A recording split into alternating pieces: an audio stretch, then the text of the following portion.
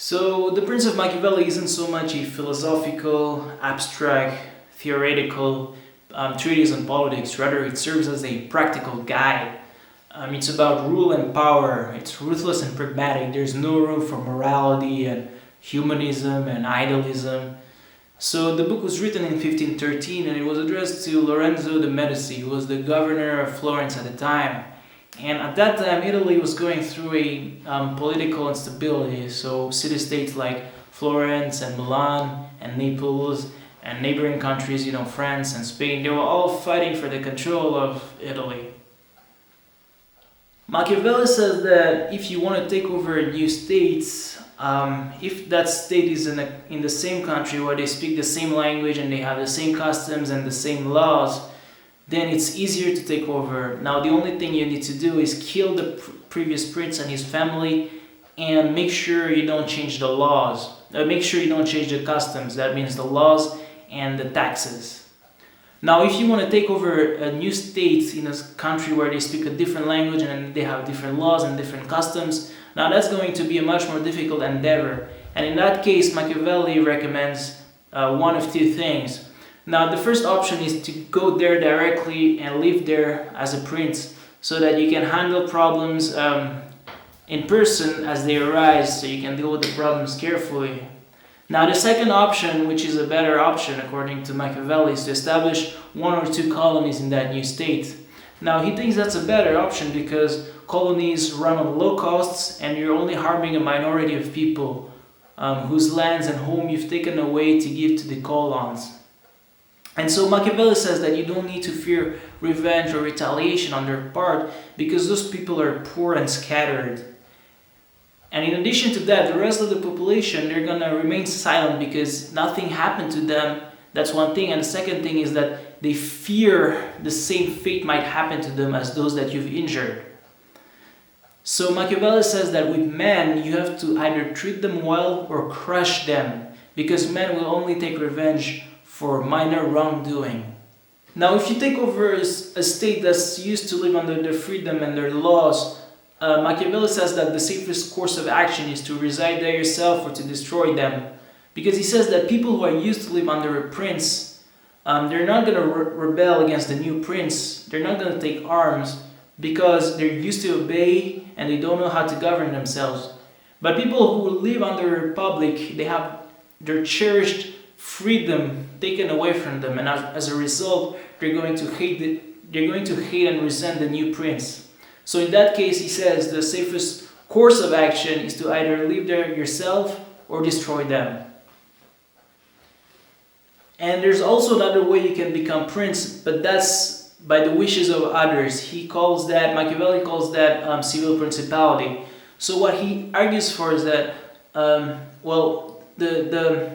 the people, they want to avoid oppression, and the nobles, they want to oppress the people. And as a result of that, either the people or the groups will want to make an individual prince to protect themselves and defend themselves from the other group. So if you're made prince by the people, your priority is to be friends with them, is to keep them on friendly terms. And he says that's easily achievable because the people don't ask for much, only not to be oppressed. On the other hand, if you become prince by the doing of the nobles, your first priority then is to win over the people, is to become friends with the people. And he says that's also easily achievable because if you're going to be kind to people who thought you were going to be evil to them, they're more willing to endorse you than if they had made you prince on their own terms. Machiavelli talks about the concept of fortune versus virtue. Fortune is everything that happens outside of your control, like chance events and new circumstances and things like that. And virtue is your abilities, it's your will, it's the power you find within to get things done. And Machiavelli argues that the prince should not be subject to fortune. Rather, the prince should be bold and industrious, and as such, he can learn to master fortune. In fact, Machiavelli compares fortune to woman on his misogynistic terms. He says, I quote, "For my part, I consider that it is better to be audacious than cautious. Because fortune is a woman, and if you wish to keep her under, it is necessary to beat and ill use her. And it is sin that she allows herself to be mastered by the adventurous rather than by those who go to work more coldly. Now, once you've established power in your new principality, your first priority is to lay your realm under solid foundations. That means to have good laws and well-armed citizens.